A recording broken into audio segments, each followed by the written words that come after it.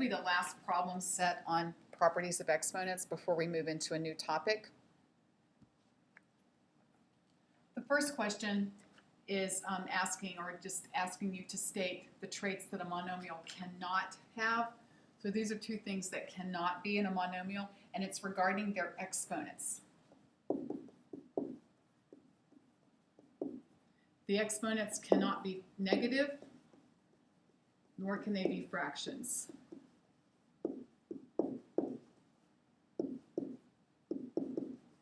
So these are two traits on the exponents of a monomial. Monomial exponents cannot be negative, nor can they be fractions.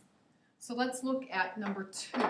In number 2, you're given 3 expressions, and you're asked to determine if any of the 3 expressions are actually monomials. Simplify each if you can. The first can be simplified to 3a. The second one it's in simplified form as it is, but you could also think of this as 1/2, the coefficient 1/2 times a squared b. And the last, you could rewrite this as 2a to the negative 2. And then thinking of the 2 traits that you were just given above, it's easy to see that the last does not fit. The exponent is negative, so the last is not a monomial. The second term has a monomial or it has a fraction for a coefficient, which is fine. It just can't have a fractional exponent. And the first is simply 3a, so that is a monomial. Okay, getting into the problem set, 3 through 14. Just let this be good practice, just to make sure that you've got all of the properties. Let's look at a problem like number 4. I'll do that with you. So in number 4, simply multiply the 2 numbers, 2 and 4. That serves as the coefficient. And then we have a base variable of a, adding all of the powers, a to the 4th, a base variable of b, adding the powers, b to the 4th, and a base variable of f, adding the powers to the 4th. So that's your simplified form of number 4. And let's look at number 12 together on the inside of the parentheses. So that gives me 1/16, a squared, d to the 6th power. And I will let you do the rest by yourself. I think that should be pretty easy, straightforward, good review for you. Let's move on to some geometry at the bottom of the page.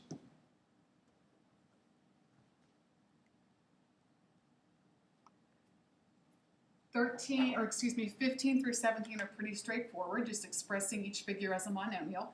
Number 18 is getting into volume. And I just want to point out that the volume is the area of the base times the height of the object. So it's the area of the base times the height of the object. Number 18 is actually a cube, so its volume would simply be 1 side raised to the 3rd power. Number 19, find the area of the base and then just multiply that by the height of the object. Number 20 has a circular base, so you would need to know the area of a circle. Area of the base times the height of the object.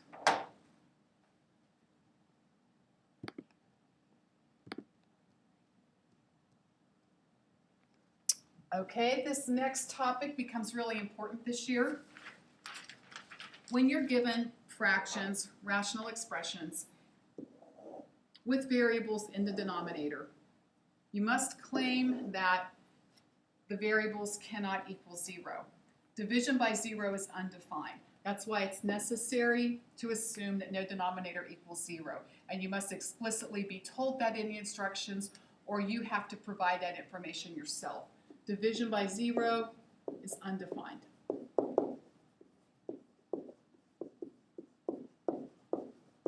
So you can't start to simplify a problem set like this without making that disclaimer first.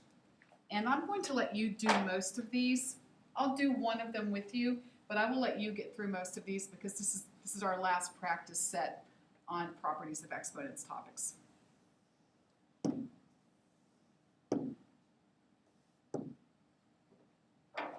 So number 13 is simple enough. I have 3/7 raised to the power of -2. So you can do this several different ways. I'm going to go ahead and take care of the negative exponent first. So I'm going to rewrite this base as its reciprocal, and I'm going to raise it to the power of positive 2.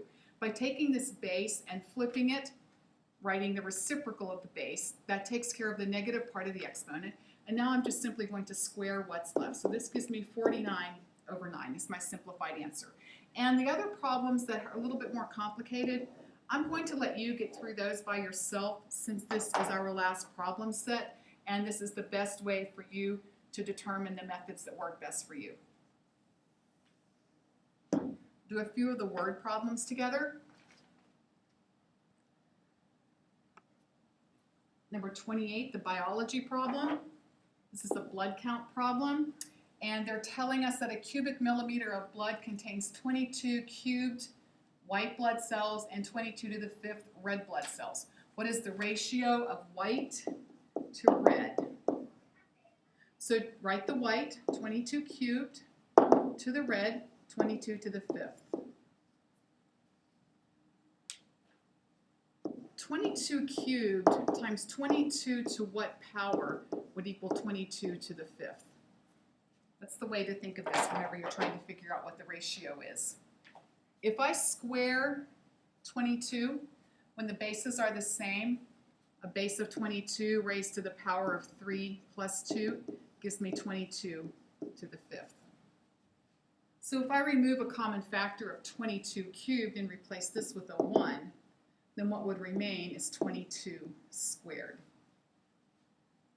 So that's just a little application problem using your basic properties of exponents. I will let you do 29 and 30 by yourself, and then I'll talk about the last problem with you.